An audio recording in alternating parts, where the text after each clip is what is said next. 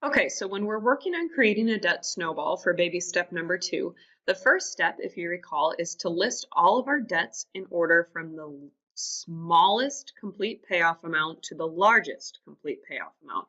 Now, sometimes the payoff amount is called the balance or the current balance, but we're listing them from smallest to largest. So if we look at our list of 6 debts here, we've got MasterCard, Visa, house, car, student loan, and Shields.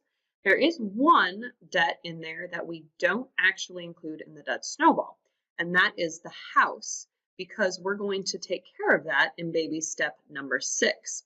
So we can cross off the house and not worry about that when creating our debt snowball. Then we're going to list our debts again, smallest to largest in total payoff amount. So if I look at the current balance column, the smallest number here is my Shields card at $105. So I'm going to list that down there, and I'm just copying this information directly. So I can write Shields, the total payoff amount is $105 that I owe. Currently, I have to pay at least $15 a month. So my new payment in this case is just going to be my minimum $15. Now I'm going to continue listing my debts from smallest to largest. So when I look at the next smallest amount, I see that I have a MasterCard and a Visa, both at $2,400. Now, when we have a loan or a debt that's at the same current payoff balance, we always list the higher interest rate first, so that way we can pay off that faster. So I'm going to go with my Visa next, then my MasterCard, and then all I will have left is my student loan and my car. So my car is the next lowest, so I'm going to list that.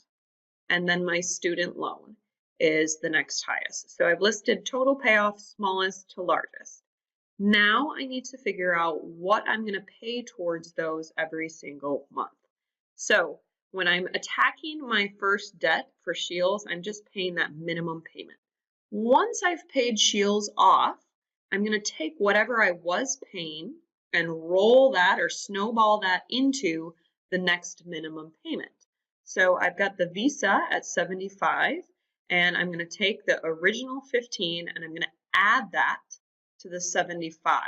So if I pull up my calculator, I'm just going to take 15 plus 75, and I get $90 for my new payment. When I've completely paid off my Visa, I'm going to take my $90 and I'm going to add that in to my next loan's payment, which is $20. So I'm going to take the 90 and I'm going to continue to pay the 20. And my new loan payment that I'm going to put towards MasterCard is $110. When I've paid off MasterCard, I'm going to take that $110 and I'm going to snowball it into my minimum payment for my car. So I'm going to add in the $597, and my new payment will be $707. Finally, at the very end, I will have been paying $707 plus the $220 for the car or for the student loan. And so at the end, I'll be paying $927 towards my student loan. So again, if I was, for example, only paying that minimum $220 on my student loan, it would take me about 109 months to pay that off.